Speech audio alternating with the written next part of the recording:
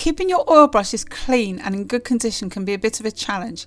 In today's clip, I will share with you the easy, non-toxic method that I use for keeping my brushes clear of oil colour and in good condition.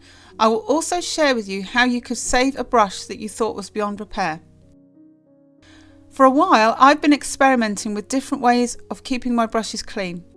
I have found that over time, with different cleaning methods, the brushes were becoming clogged up and stiff. What you need to think about when using oil paint is that oil brushes don't need to be 100% clean.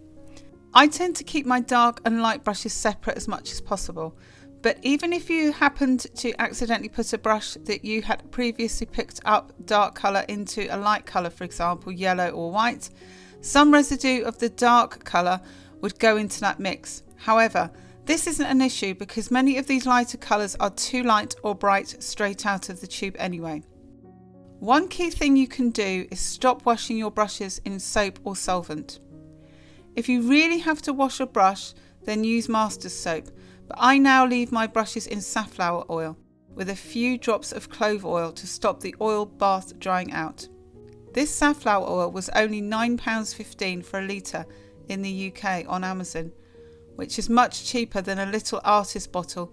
For example, this tiny bottle from Winsor & Newton works out at £140.13 a litre. Are you kidding? I have put a link in the description below for all the products I've used today. I appreciate that brands will be different in different regions, but please shop around. Also, make sure you use safflower oil and not baby oil, castor oil or coconut oil, as contact with these oils could result in your painting peeling away from the canvas. Here is the process that I use after every brushing session. I clean the excess paint with a paper towel. I then move the paintbrush around in the brush washer container and try and get as much of the paint off as I can.